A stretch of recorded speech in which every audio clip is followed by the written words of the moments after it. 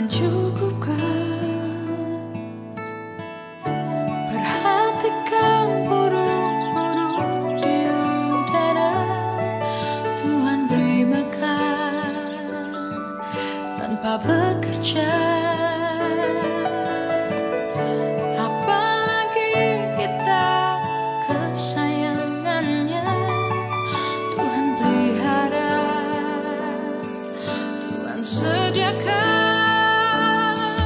Saat kau perlu, Tuhan tahu. Saat kau minta, Tuhan dengar. Saat percaya, Tuhan bekerja. Saat menangis, Tuhan tahu. Saat berdoa, Tuhan dengar. Saat bersyukur, Tuhan berkati. Salam jumpa kembali Bapak Ibu dan Saudara-saudara. Hari ini kita memasuki Rabu Abu dan kita akan memulai masa puasa kita. Nah, kita akan belajar seperti yang difirmankan Tuhan, bagaimana berpuasa yang berkenan di hadapan Tuhan. Oleh karena itu berpuasalah. Bacaan firman Tuhan dari Matius pasal 6 ayat 16 sampai dengan 18. Mari kita bersama-sama berdoa. Tuhan Yesus, kami berterima kasih. Kami diingatkan bagaimana kami hidup di hadapan Tuhan dan sesama, yaitu dengan mengoyakkan hati kami, supaya kehidupan kami berkenan di hadapan Tuhan. Walaupun mungkin kami sering berpuasa, tetapi seringkali kami salah di dalam pemahaman. Oleh karena itu kiranya Tuhan akan meneguhkan iman kami, pemahaman kami melalui firman Tuhan. Berfirmanlah ya Tuhan, berkati hamba-Mu dengan kuasa Roh Kudus. Inilah doa kami dalam nama Tuhan Yesus Kristus. Amin. Dan apabila kamu berpuasa, janganlah muram mukamu seperti orang munafik. Mereka mengubah air mukanya supaya orang melihat bahwa mereka sedang berpuasa. Aku berkata kepadamu, sesungguhnya mereka sudah mendapat upahnya. Tetapi apabila engkau berpuasa, minyakilah kepalamu dan cucilah mukamu, supaya jangan dilihat oleh orang bahwa engkau sedang berpuasa, melainkan hanya oleh Bapamu yang ada di tempat tersembunyi. Maka Bapamu yang melihat yang tersembunyi akan membalasnya kepadamu. Bapak, Ibu, dan saudara-saudara, ada kepercayaan puasa Senin Kemis. Katanya untuk mutih, gitu ya. Saya nggak tahu maknanya apa.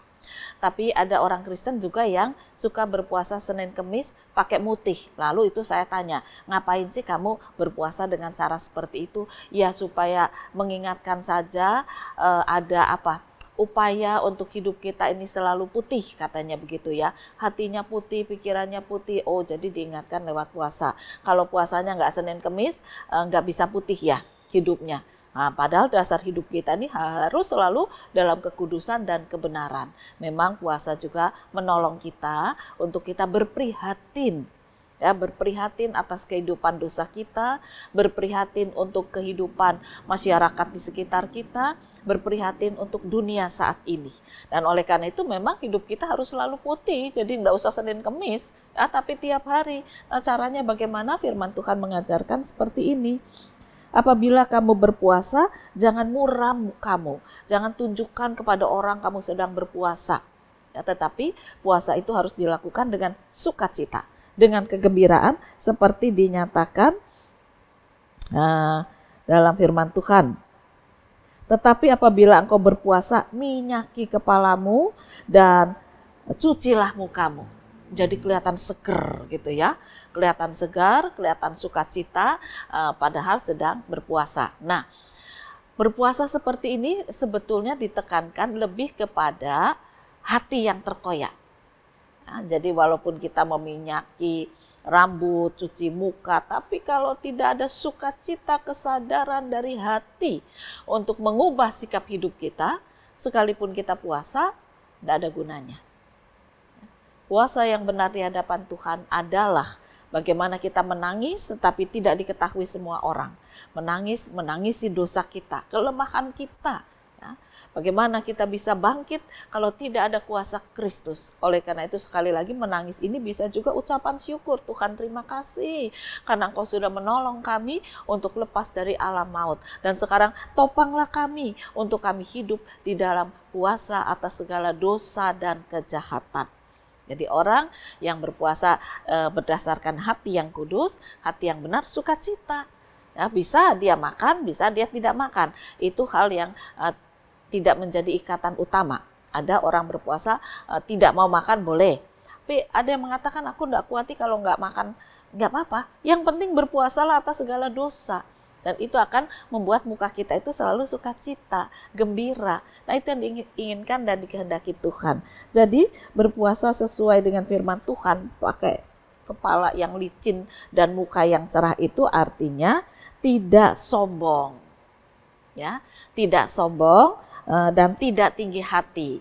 Bagaimana puasa itu menolong kita untuk menjadi orang yang tidak sombong dan tidak tinggi hati.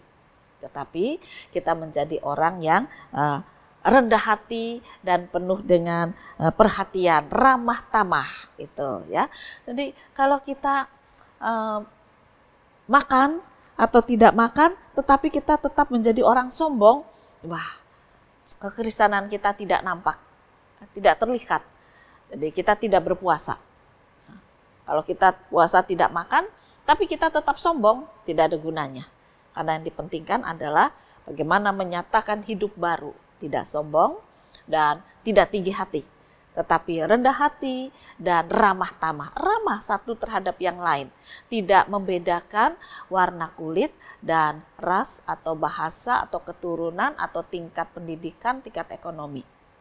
Ramah satu terhadap yang lain. Kadang-kadang kita memang bisa tidak ramah karena orang itu menyakiti, karena orang itu menyinggung, menganggap kita remeh, menganggap kita kecil. Nah itulah yang harusnya kita coba untuk tidak menjadi orang yang membalas, ya, membalas dengan kemarahan. Tetapi kita rendah hati, ya Tuhan, buat saya bisa mengampuni, dan buat orang itu juga menyadari untuk dia juga rendah hati, gitu ya. Nah ini orang yang rendah hati, jadi dia akan tenang, akan senang menikmati hidup karena dia berpuasa atas segala dosa dan kejahatan. Yang selanjutnya, berpuasa hati yang terkoyak itu tidak mudah kecewa. Nah kalau orang ini tidak mudah kecewa ya berseri. Ya seperti orang selalu cuci muka segar, kepalanya berminyak itu ya. Jadi mungkin dulu tuh kepala diminyaki itu tandanya orang yang wah seger perlente gitu ya. Zaman-zaman tahun sekian juga tuh orang-orang laki, aduh kalau nyisir, aduh sampai pomade-nya itu ya melipir banget gitu. Nah kelihatan seger katanya ya. Kalau sekarang memang beda. Ya. Tapi yang penting di sini adalah kesegarannya. Kesegaran itu bisa nampak dari hidup kita kalau kita tidak mudah kecewa. Lah gimana toh Bu? Gimana ndak kecewa? Saya berharap seperti ini. Nyatanya Tuhan membiarkan kepahitan datang pada saya. Nah, masalahnya yang bilang pahit atau manis itu siapa? Satu peristiwa hidup ketika tidak memenuhi harapan kita, kita katakan pahit. Kalau memenuhi kita katakan manis. Yang ngukur siapa? Kan diri kita sendiri. Nah itulah yang harus kita ubah, bahwa kehidupan itu merupakan berkat anugerah. Jadi kalau ada harapan yang tidak tercapai, jangan kita katakan pahit. Tetapi kita belajar menerima dengan segala ungkapan syukur dan menikmati, itu jadi manis. Tidak akan kecewa. Harapannya ini, tapi yang terjadi ini Tuhan, kalau Engkau izinkan ini terjadi, kami percaya Tuhan tidak tinggalkan kami. Tidak akan membuat kami terlena, terjatuh, tersandung, dan kami tidak mampu mengatasinya. Kami percaya Tuhan akan membangkitkan, menguatkan, meneguhkan kami untuk terus kami menatap hari esok. Nah ini orang yang tidak kecewa, wajahnya akan berseri. Loh katanya kamu pengen itu, iya tapi yang terjadi ini saya percaya, puji Tuhan. Tuhan memberikan yang terbaik.